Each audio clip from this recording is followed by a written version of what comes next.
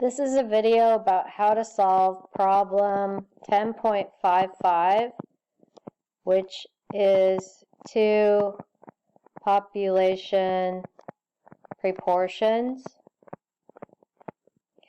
And in this problem, I'm going to do part B, where we're looking at a department store that has two different states that they want to make a comparison of sales. A sample of 800 sales are randomly selected from store A, and they find out of those sales, 280 sales had a returned item. At store B, another sample of 900 sales for store B had at least one item returned for 279 sales. So we're going to use 1% level of significance.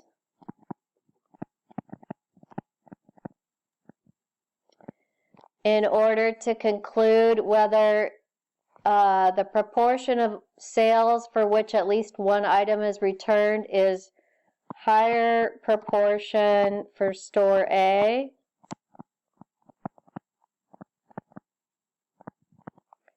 as compared, or store A than store B. So is the percentage that are returned higher in store A than store B? That's what we're trying to find out. So our null hypothesis and our alternative hypothesis are going to be such that I'm going to make store A P1, store B P2. So it's proportion, so we're using P not mu. If store A has a greater percentage of returns, then P1 minus P2 would be positive, and P1 minus P2 would be less than or equal to 0. The second step is we identify that we're going to be using Z.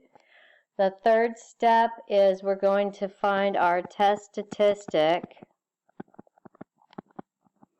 And in the case of two proportions, we're going to have several parts. I'll call it first step A is going to be find P bar equals x1 plus x2 over n1 plus n2.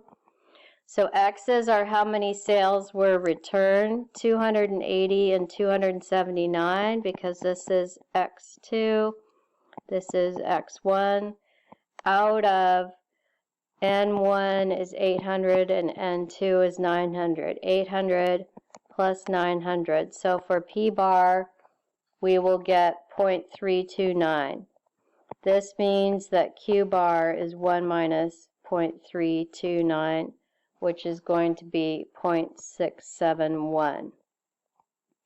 So part B of finding the test statistic, or the next portion, is what is the standard error for P1 hat minus P2 hat. It comes from the square root P bar, Q bar, 1 over N1, 1 over N2.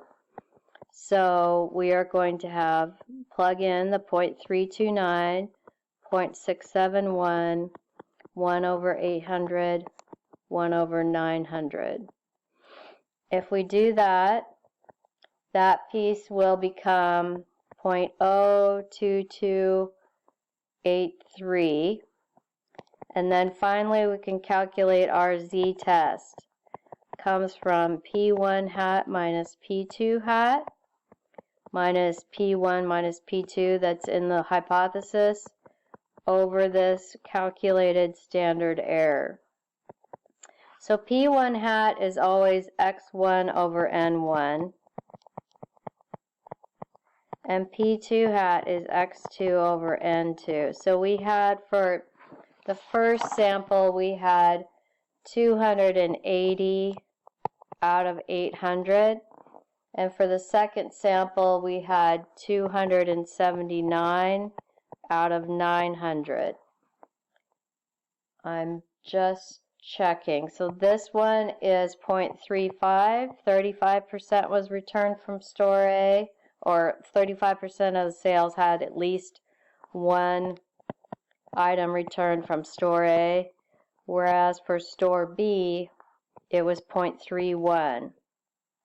So we'll take 0.35 minus 0.31 minus 0, that was in the null, and divided by our estimated standard error, and finally our z-test will become 1.75. So we need to form a z-critical, and since we had a greater than in the alternative hypothesis, we're going to have our whole tail on the right-hand side. Our z-critical for a 1% tail is 2.33, which is the beginning of the rejection region. And we have only a z-test of 1.75. So that is not far enough into the rejection region to be convincing to us. So we aren't convinced we need to reject the null. So what we say is we do not reject the null at 1% significance.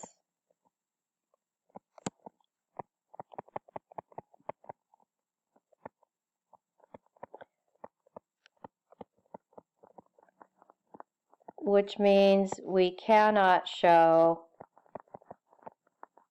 a greater proportion of sales with an item returned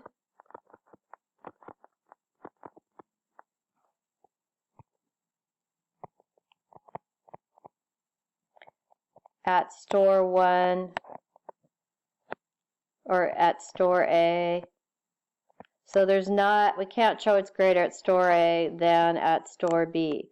So even though our sample had 35% at store A and 31% at store B, they aren't significantly different enough at the 1% level in order to conclude that in the population, store A really has more returns.